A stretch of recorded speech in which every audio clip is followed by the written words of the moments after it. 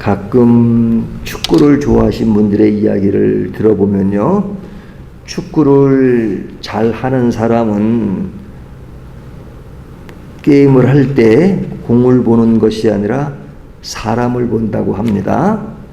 축구를 못하는 사람은 볼을 보고 막 쫓아다니지만 잘하는 사람은 사람을 본다 하는 그 이야기를 하는데, 저는 축구를 잘하지 못하니까 그것이 이렇게 피부적으로 딱 다가오지는 않습니다. 하지만 그런 이야기를 할 때는 그만한 경험과 또 그 속에서 얻은 노하우를 가지고 이야기하는 것이겠죠. 우리가 인간의 삶을 볼 때도 우리가 삶을 겪는 그 일들이 바로 앞에 놓여졌기 때문에 바로 앞에 있는 것들을 볼 경우가 참 많습니다.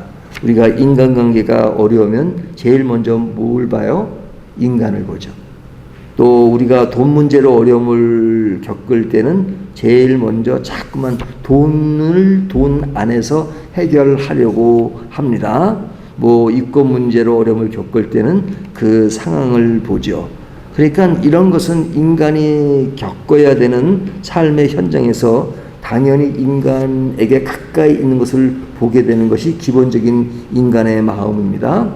그러니까 축구를 잘하는 고수가 볼을 보지 말고 사람을 보라고 한다고 해서 볼을 보지 말라는 이야기는 아니죠.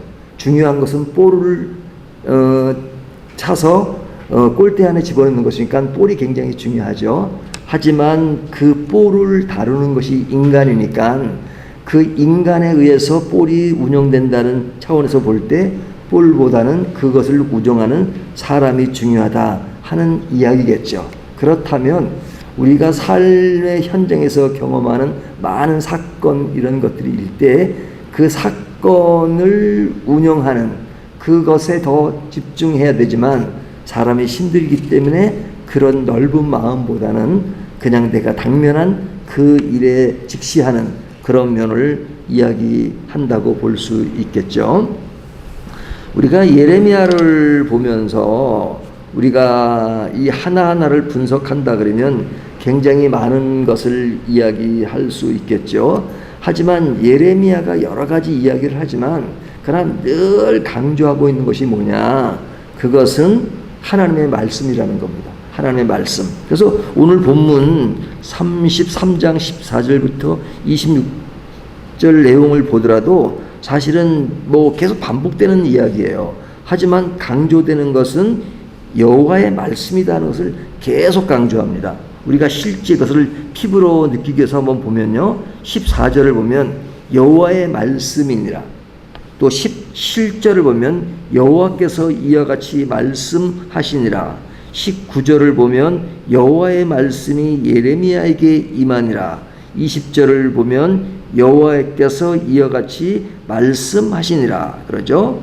또 23절을 보면 여호와의 말씀이 예레미야에게 임하니라, 25절을 보면 여호와께서 이와 같이 말씀하시니라.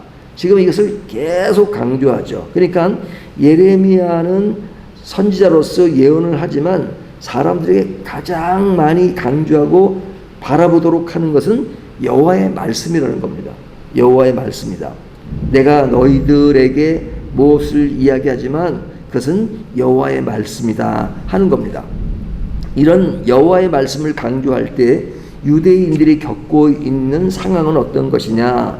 누차 말씀드리지만 그들은 바벨론의 포로로 끌려간 사람들도 있고 이미, 그리고 공격을 계속 당하고 있는 겁니다. 그러니까 이들이 지금 겪고 있는 삶의 현장은 굉장히 어려운 상황에 놓여 있습니다.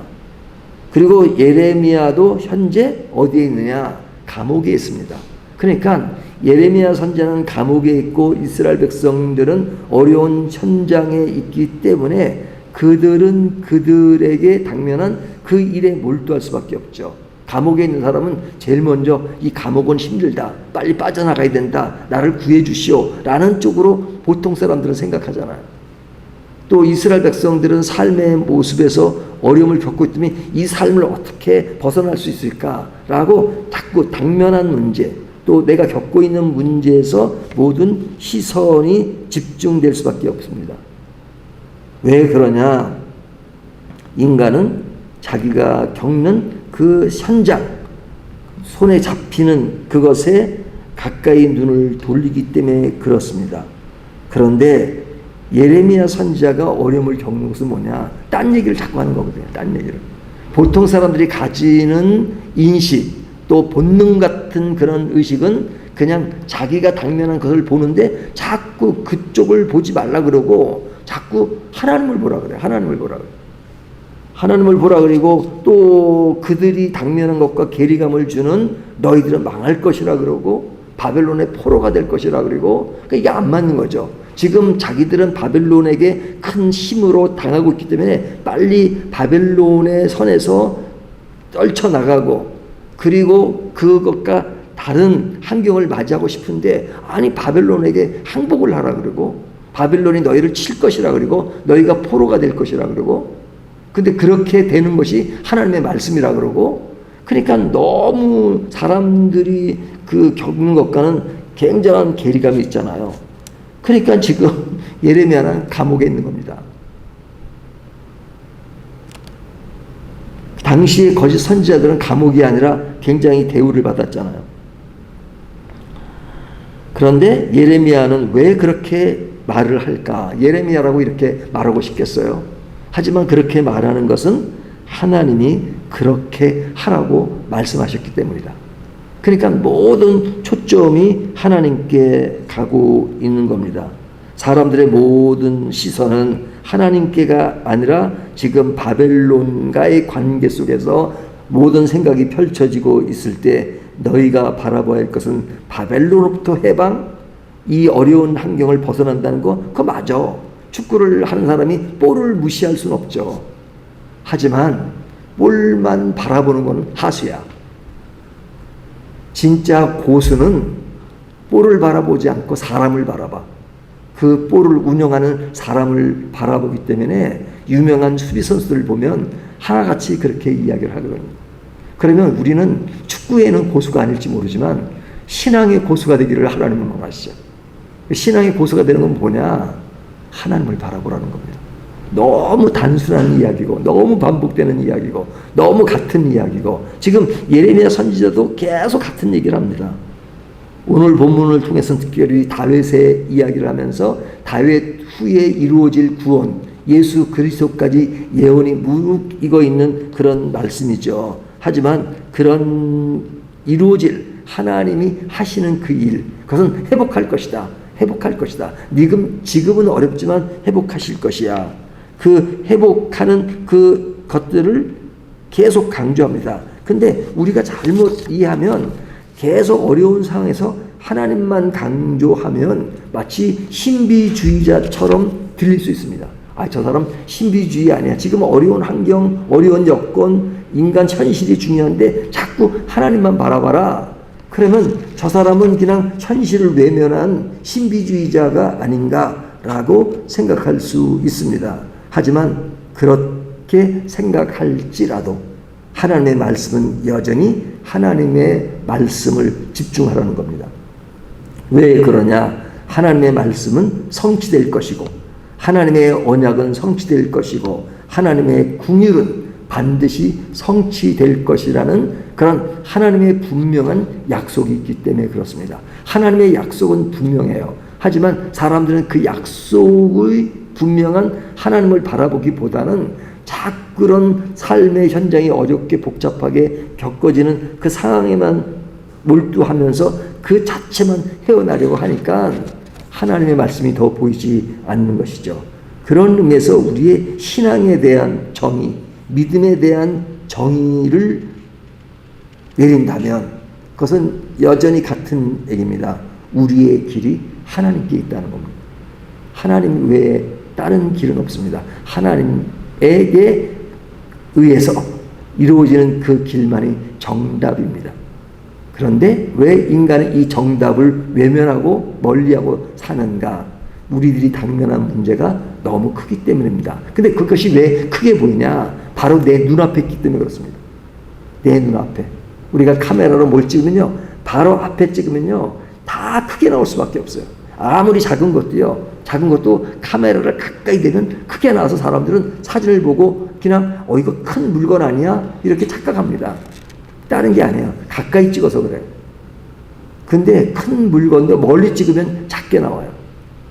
그러니까 우리들이 당면한 현실이 크게 보이는 것은 가까이 있기 때문에 그렇습니다. 바로 내 눈앞에서 벌어지고 있으니까. 그러니까 그것이 전부인 것처럼 보이고 하나님은 멀리 보이니까 마치 하나님이 중요하지 않은 것처럼 인식될 수 있지만, 하나님이 말씀하시기를 하나님이 가까이 계신다. 하나님이 이 일을 반드시 언약을 성취하고 너희를 궁유를 성취하고 약속을 성취한다 하는 것이 늘 강조되는 말씀입니다. 그 강조되는 것을 오늘은 사실은 일일이 설명을 안 했지만 다윗의 이야기를 통해서 후손에게 이어질 예수 그리스도까지도 예언되고 있는데, 그 예언의 초점은 뭐냐? 그 예수님이 인간의 모든 것을 다 성취할 것이라는 겁니다. 죄의 문제, 우리의 어려운 문제, 인생의 문제, 그 모든 것을 주님께서 해결하실 것이다. 그러니까 축구하는 사람이 볼보다 사람을 보는 것이 중요한 것처럼 너희가 인생살이 하면서 삶에서 겪는 그것을 보는 것이 중요하죠. 당연히 그것에 관심을 끊고 그것을 바라보지 말고 외면하고 살라는 말을 한다면 그것이야말로 신비주의자들이죠. 하지만 삶의 경험 속에서 그런 것을 해결해 나가는 그런 과정을 우리가 다 잘 해야 되지만, 그러나 중심은 그것을 보는 것이 아니라 하나님을 바라보는 것이다 하는 것이 오늘 본문에 주는 메시지의 가장 중요한 포인트입니다. 오늘도 나는 하나님을 바라보고 있는가 하는 것을 다시 한번 점검하는 저와 여러분이 되시기를 주님의 이름으로 축원합니다.